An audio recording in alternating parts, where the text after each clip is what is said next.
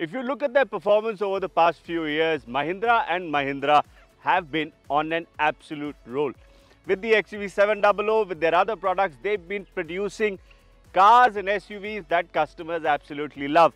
But if you look at history, the first properly successful passenger vehicle for the brand was the original Scorpio. Launched 20 years ago, it was one of the first indigenously developed SUVs. It has been immensely successful and has become one of the mainstays of the brand. So what are we doing today? We are driving the new third generation Scorpio N.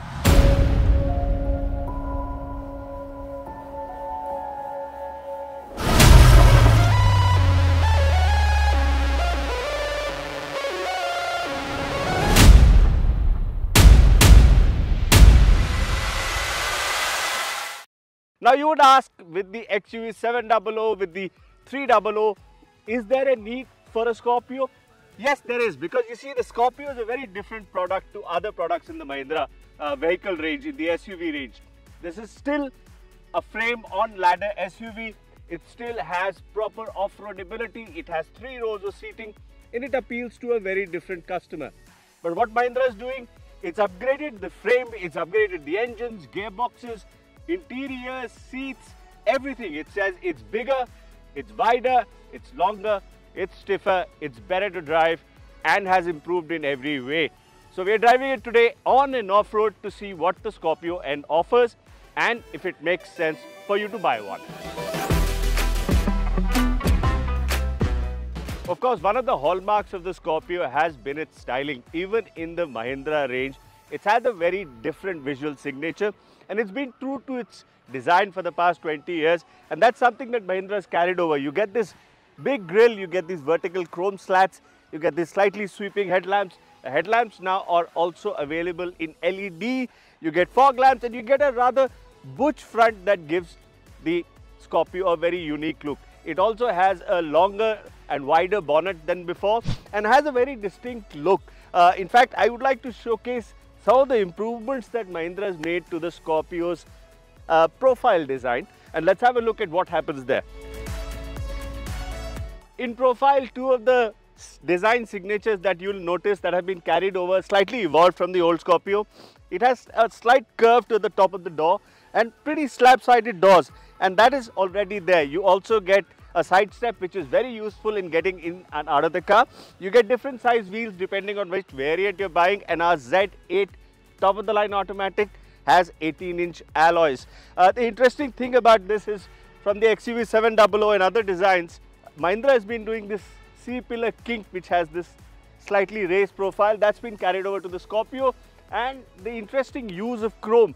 I think one highlight for me is that, unlike previous versions, the amount of chrome on the Scorpio is not too much, and the proportions are quite well balanced. The 18-inch wheels fit, it looks well designed, and it has imposing presence on the road. The rear also carries over some Scorpio design touches. Let's have a look. What is the design touch that has been carried over on the rear of the Scorpio? Well, the Scorpio has always had a side opening tailgate, and that's what it still has in its third generation. Of course, with all 3 rows being used, there's not much boot space left. So effectively, if you're looking for long journeys, even in the new Scorpio, it's more suited to 5 people rather than 7 or 8. I again like the restrained use of chrome. The rear has a distinct appeal. You get Scorpio N badging here, you get Adreno badging here, and overall I think the Scorpio's design update is quite good. It retains the Mahindra touches, it retains the Scorpio touches, and yet makes it thoroughly modern and fresh. Now, what about the interiors and what about the driving? Well, let's get into the Scorpio and find out.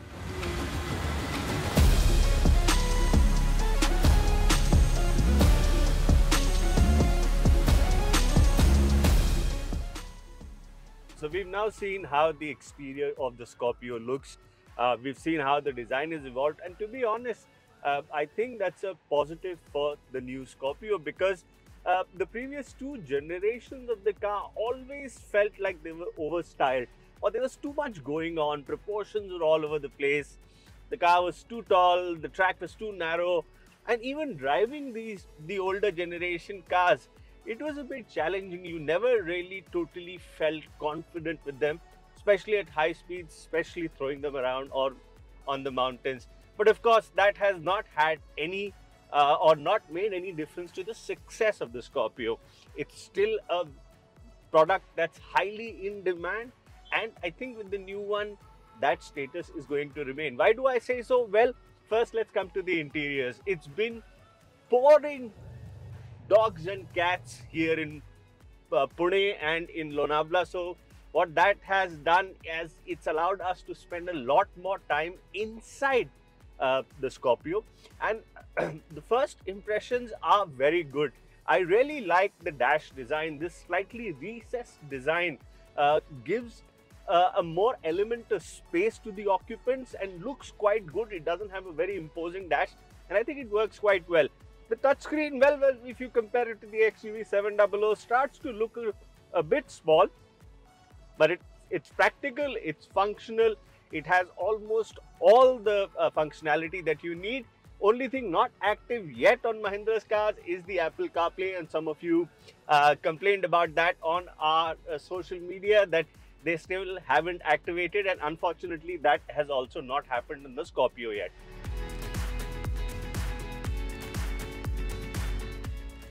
With regards to the other features, you also get a big MID display, you get start-stop, you get keyless entry, 6 airbags, lots of active safety systems. I've already told you about the wheels and the style and the design accessories.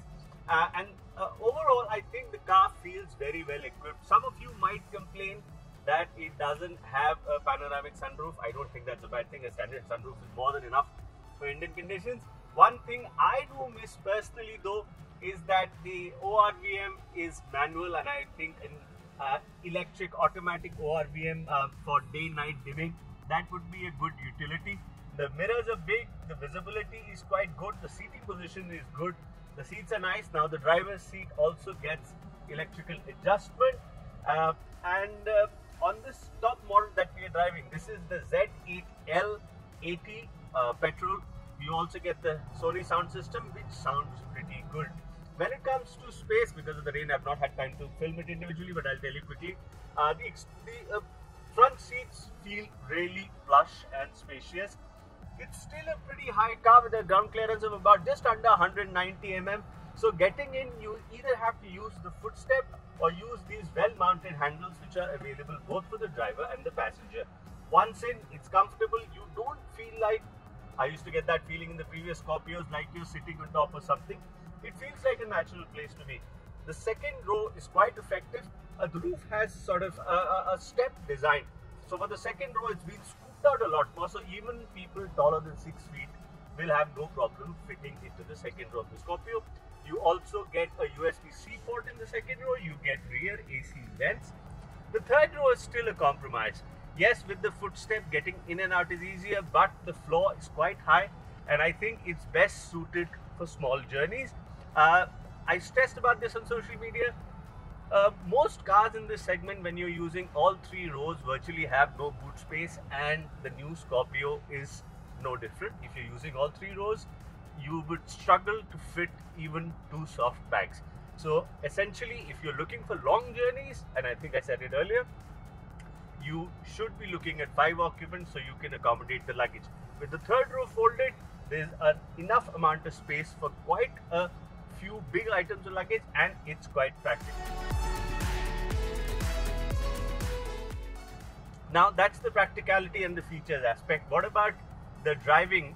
Mahindra claims it's done extensive work to the chassis to lighten it, to make it sturdier, to make it stiffer, to make it handle better, lower center of gravity, retuned suspension. Obviously it gets very trick shock absorbers which have different sort of settings that using the road bumps and the frequencies, they sort out the ride. Also that affects the wider track, also gives it better handling. And I'll come to the actual handling part in a bit. When it comes to the engines, if you looked at the Thar and the XUV 700, you will be familiar with what is being offered. It's the familiar petrol, turbo diesel engines, 6-speed manuals, 6-speed automatic gearboxes, and like the XUV 700, the 4-wheel drive is optional and only available with the diesel and not the petrol. the version we are driving, like I said earlier, ZA-tail automatic petrol. And I think the first thing that really impresses if you've looked at older Scorpio is that the refinement is absolutely brilliant. The car with the engine on, it's really quiet. Even when you're accelerating hard, the engine does not, the engine levels are controlled. Okay, there's a little bit of vibration that seeps through the floor, but otherwise it feels like a really good place to be. The 6-speed functions decently, but at low throttle inputs, it does seem to be slightly tuned for efficiency. It does seem to be reluctant to kick down.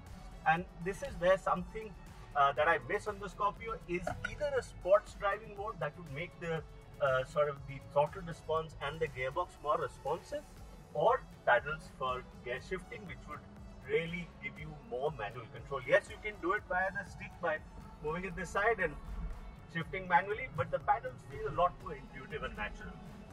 However, while if you've driven the XUV700, if you've driven the Thar, you would expect the refinement to be there. It's the handling and the suspension and the overall balance of the new Scorpio that really surprises you. I'll be very honest, I was not a fan of how the ride and handling of the previous two Scorpios were. They felt detached, they were difficult to drive fast, but the new Scorpio N, or the Scorpion as you can call it, really changes that. The car rides very well. It stays flat, it stays glued to the ground, and you can actually throw it around without worrying about it, without feeling like it's a ladder chassis car. It's just a natural feel that I've never had in any Scorpio before. We were on the winding roads up to Ambi Valley and back, and it was just doing speeds that I would have not been comfortable in if I was doing it in a last gen or the first gen Scorpio. So I think that's the biggest thing, that the new suspension balance, the new chassis, the new suspension setup, the trickery really shows. The electronic power steering is also much lighter. It's much more improved over the older Scorpios. It feels natural, it flows really well, and even in city traffic you will not have a problem with the steering effort. However, there are some compromises with the ladder frame car that do sort of creep up when the circumstances, or rather the surface and your driving conditions, get a bit tough. Like the Bombay-Pune Expressway right now, the surface is quite uneven, and on that the Scorpio sort of starts hopping. It just goes into an unstable ride mode. Similarly, if you hit a speed breaker at slow or fast speeds, you can tell that it's ultimately a ladder frame car. There's a bit of lurching, but it's fantastically well controlled if you compare it to most other ladder frame cars or older Scorpios. The off-road ability, like we also showed you, is fantastic. The car's very capable. It was raining, it was slushy, there was deep water, but the good articulation, the good hardware, and the powerful engines really make the off-roading aspect in the Scorpio look very easy. However, there are two more shortcomings that the new Scorpio suffers from. One, the image quality of the rear view camera is really poor. It almost feels like it's a VGA resolution camera, and the footage onto the multimedia screen is also rather bumpy. Secondly, despite featuring so many features, the Scorpio lacks ventilated front seats, which are a great use in the Indian summer.